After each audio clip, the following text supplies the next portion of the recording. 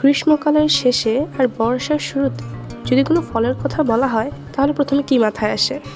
ফলের রাজা আম নাকি জাতীয় ফল কাঁঠাল?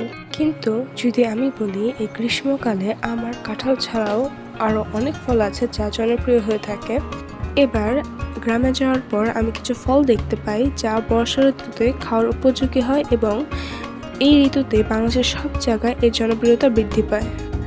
বেশিরভাগ মানুষই এই ফলকে লটকন নামে চিনে।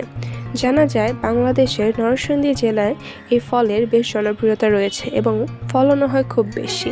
এই ফলগুলো কোনো পাতার থোকায় নয় বরং উদ্ভিদের কাণ্ডে জন্ম নেয় এবং এই ফলগুলো অর্থাৎ লটকন গুচ্ছ আকারে থাকে, একসাথে অনেকগুলো হয়ে থাকে।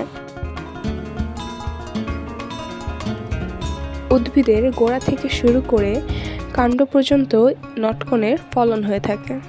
এই ফলগুলো দেখতে যেমন সুন্দর, খেতেও ঠিক ততটাই সুস্বাদু।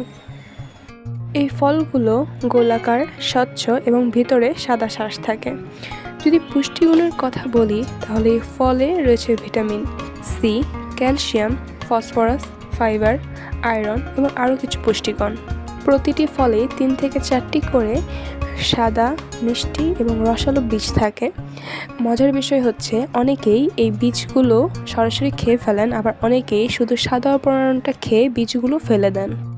এই ফলটিকে বাংলায় লটকন, ইংলিশে বার্মেস ক্র্যাব আর সায়েন্টিফিকে বারকুরা রামিফার বলা হয়।